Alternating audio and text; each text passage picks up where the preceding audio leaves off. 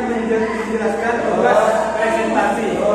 Materi pertama yaitu Muzayyana, yang kedua Hidayatul Fadilah, ketiga Islam Firdiyudin, keempat Nasrul Hakim, dan kelima saya sendiri yaitu Sibro Polisi. Untuk penjelasannya, mari simak video setelah berikut ini. Assalamualaikum warahmatullahi wabarakatuh. Perkenalkan, nama saya Muzayyana, NPM 2122211050. Baik, di sini saya akan menjelaskan tentang skala bertingkat. Skala bertingkat adalah instrumen pengukuran non-tes yang menggunakan suatu prosedur terstruktur untuk memperoleh informasi tentang sesuatu yang diobservasikan, yang menyatakan posisi tertentu dalam hubungannya dengan yang lain. Skala bertingkat biasanya digunakan untuk mengukur kelayakan atau kecenderungan tertentu yang berkaitan dengan sikap, keyakinan, pandangan, atau lain-lain yang bersifat kuantitatif. Dan dilanjutkan dengan materi selanjutnya, yaitu kuesioner. Kuesioner adalah suatu teknik pengumpulan informasi atau data yang memungkinkan analisis mempelajari sikap, keyakinan, perilaku, dan karakteristik beberapa orang, dan terutama di dalam organisasi yang bisa berpengaruh oleh sistem yang diajukan atau oleh sistem yang sudah ada. Jenis-jenis kuesioner di sini ada beberapa jenis-jenis. Jenis-jenis kuesioner yang pertama yaitu kuesioner dengan pernyataan perilaku. Kuesioner pertanyaan perilaku adalah pertanyaan yang digunakan apabila peneliti menginginkan informasi tentang tingkah laku responden dalam proses pendidikan. Contohnya, pertanyaan perilaku adalah, apakah Anda sering menyontek saat ujian? Jenis kuesioner selanjutnya yaitu kuesioner dengan pertanyaan pendapat atau sikap. Pertanyaan ini berkaitan dengan perasaan, kepercayaan, dan nilai-nilai yang berhubungan dengan objek yang dinilai. Contoh, apakah Anda kecewa kalau pendidik memberikan angka 5 dalam raportmu? Dari segi jenis kuesioner ada 3 kuesioner. Kuesioner tertutup, kuesioner gabungan, dan kuesioner terbuka. Pada kuesioner tertutup, alternatif jawaban sudah ditentukan. Responden hanya memilih di antara alternatif yang sudah disediakan. Kuesioner gabungan adalah disediakan alternatif, dan apabila tidak sesuai dengan responden, dapat mengemukakan alternatif jawabannya sendiri. Sedangkan kuesioner terbuka yaitu alternatif tidak disediakan. Responden menciptakan sendiri jawabannya dan menyusun kalimat dalam bahasa sendiri. Contoh, menurut pendapat Anda, kenapa matematika itu sulit? Gitu. Dan dari segi responden yaitu ada 2 responden. Responden langsung dan responden tidak langsung.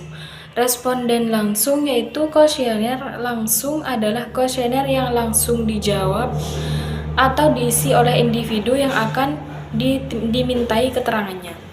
Sedangkan kuesioner tidak langsung adalah kuesioner yang diisi oleh orang lain, yaitu orang tidak dikenal informasi yang dibutuhkan. Contoh, pendidik membutuhkan informasi tentang bagaimana cara seorang anak belajar di rumah. Kuesioner ini diisi oleh orang tua atau kakak dari anak tersebut. Dari segi perantara, kuesioner ada 2 juga. Kuesioner yang dikirim oleh email atau kuesioner yang dibagikan langsung. Kuesioner yang dibagikan email adalah kuesioner bentuk ini berguna apabila peneliti terkendala jarak terhadap responden. Selain itu, jika digunakan sistem email, peneliti akan lebih mudah dalam mengorganisir data dari kuesioner tersebut. Dan kuesioner yang dapat dibagikan langsung yaitu responden akan menerima langsung kuesioner, dan kelebihan dari bentuk ini adalah waktu yang dibutuhkan relatif singkat. Saya Inayatul Fadila, NPM 21222211052. Di sini saya akan melanjutkan pembahasan selanjutnya, yaitu tentang daftar cocok dan wawancara. Yang dimaksud dengan daftar cocok atau checklist merupakan data pertanyaan yang biasanya secara singkat-singkat, di mana responden yang dievaluasi tinggal membutuhkan tanda cocok di tempat yang sudah disediakan. Menurut Survey Sutikno, checklist adalah suatu daftar yang berisi subjek dan aspek-aspek perbuatan yang biasanya dicantumkan dalam daftar cek. Kemudian, observasi tinggal memberikan tanda cek pada tiap-tiap aspek tersebut sesuai dengan hasil pengamatannya. Ada pendapat mengatakan bahwa sebenarnya skala bertingkat dapat digolongkan ke dalam daftar cocok karena dalam skala bertingkat, responden juga diminta untuk memberikan tanda cocok pada pilihan yang tepat. Yang kedua, wawancara atau interview adalah suatu metode atau cara yang digunakan untuk mendapatkan jawaban dari responden dengan dalam tanya jawab. Dikatakan sepihak dikarenakan dalam wawancara ini responden tidak diberi kesempatan sama sekali untuk mengajukan pertanyaan, hanya diajukan oleh subjek evaluasi. Tujuan wawancara ialah yang pertama untuk memperoleh informasi, kedua untuk melengkapi suatu penyelidikan, dan yang ketiga untuk memperoleh data.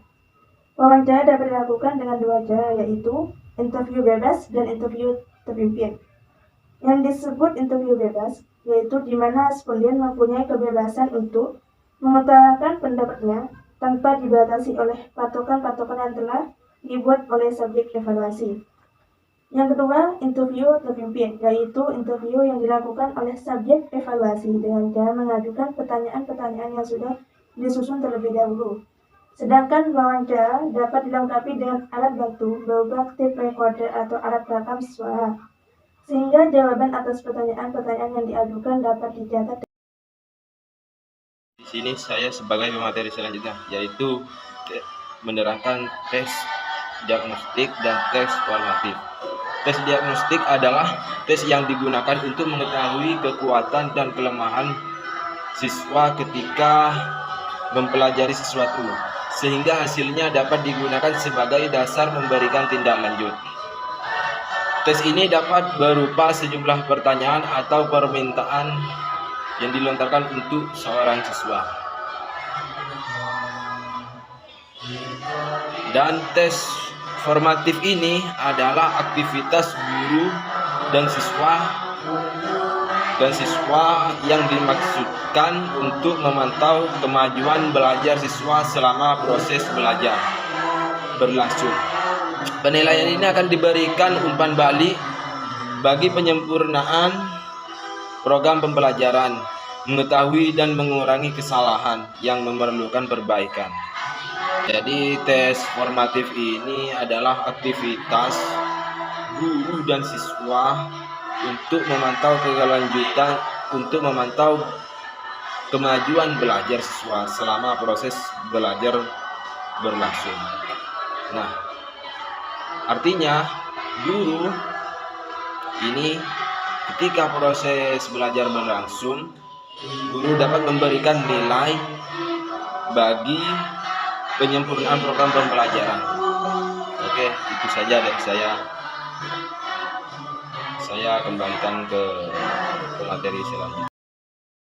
Warahmatullahi wabarakatuh. Baik, saya akan melanjutkan presentasi sekaligus melanjutkan materi dari teman saya, yaitu dengan materi pengamatan. Pengamatan itu sama halnya seperti observasi. Nah, observasi itu langsung turun ke lapangan. Bagaimana kita ingin menelusuri menelusuri suatu kejadian, maka kita harus langsung terjun ke tempat tersebut. Nah, jadi ini untuk menelusuri terkait dengan objek yang kita amati. Nah, pengamatan itu sebuah pekerjaan, makanya ada objek yang kita amati. Nah, pengamatannya siapa? Saya. Nah, pekerjaannya apa? Pengamatan. Nah, objeknya apa? pengamatan sosial. Nah, kita mengamati terkait keadaan sosial. Contoh sekarang, pengamat sosial, pengamatnya saya misalnya. Pengamatan itu sebuah pekerjaan. Pekerjaan sosial itu yang kita amati sekarang, maksudnya kenapa kok bisa terjadi banjir di kota ini, apa faktornya, semacam apalah, semacam aktivitas lah. Mungkin seperti itu sepengetahuan saya tentang materi pengamatan. Nah, untuk materi selanjutnya yaitu tentang riwayat hidup. Nah, riwayat hidup yaitu adalah merupakan sebuah sejarah kita itu dari awal lahir berpendidikan, SD-nya di mana, SMP-nya di mana, SMA-nya di mana, nah, alamatnya mana, apalagi dalam sebuah pekerjaan ataupun dalam hal lainnya.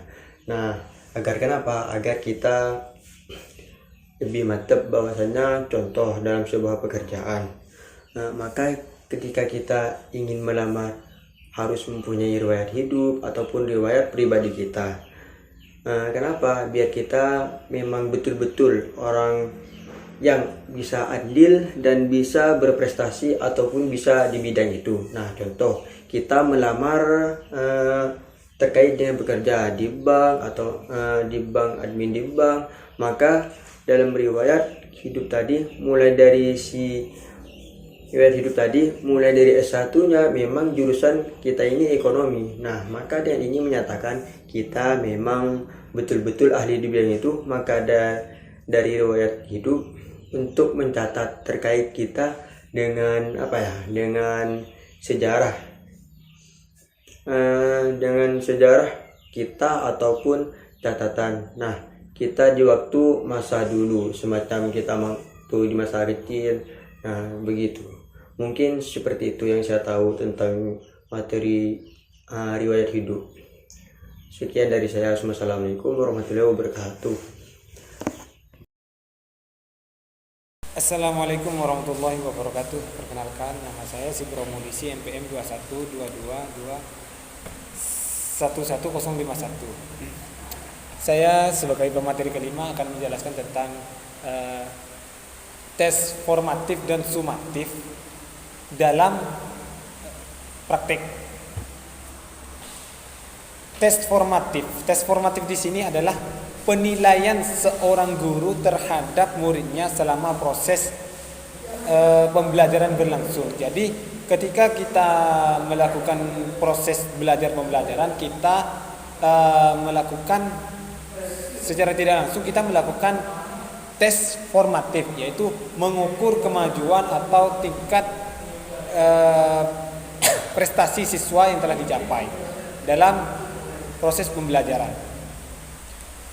Tujuan penilaian tes formatif di sini selain untuk mengukur tingkat kelemahan dan kekuatan siswa, tes formatif di sini juga bisa mengukur sejauh mana siswa itu menguasai pada materi yang telah disampaikan. Selanjutnya yaitu tes sumatif. Tes sumatif adalah tes yang dilakukan oleh seorang guru terhadap siswa yang berupa penilaian yang akhirnya melahirkan nilai. Di mana tes di sini biasanya ketika dalam sebuah praktek anak didik itu dites dalam sebuah lapangan, kemudian dinilai oleh seorang guru. Dari nilai tersebut, guru bisa mengukur kemampuan serta kelemahan siswa. Oleh sebab itu, tes ini juga digunakan untuk menyusun laporan-laporan yang akan digunakan oleh guru pada akhir tahun. Baik, pembahasan selanjutnya yaitu tentang perbandingan tes formatif, sumatif, dan diagnostik. Kalau membahas tes diagnostik perbedaannya adalah tes yang digunakan oleh guru dari awal pembelajaran untuk melihat kompetensi dan monitor seorang mahasiswa, baik dalam segi kognitif atau kognitif, sehingga seorang guru bisa mengetahui apa yang dibutuhkan oleh siswa atau proses pembelajaran seperti apa yang cocok dilakukan atau diberikan terhadap peserta didiknya. Selanjutnya yaitu perbedaan tes formatif. Tes formatif adalah tes yang perbedaannya yaitu dilakukan seorang guru selama pelajaran untuk memberikan pengenalan terhadap siswa mengenai perkembangan yang dimiliki oleh peserta didik tersebut, baik dalam kompetensi belajar maupun kompetensi akademik, sehingga seorang guru itu bisa memberikan arahan terhadap peserta didiknya dalam melakukan proses pembelajaran, karena sang peserta didik bisa mengetahui apa kelemahan dan kelebihan dari peserta didik tersebut. Materi selanjutnya itu perbedaan tentang perbedaan tes sumatif. Tes sumatif di sini adalah tes yang dilakukan oleh seorang guru yang dilakukan di akhir proses pembelajaran. Biasanya dilakukan ketika seperti UTS atau ulangan mingguan atau UAS. Tes di sini dilakukan bertujuan untuk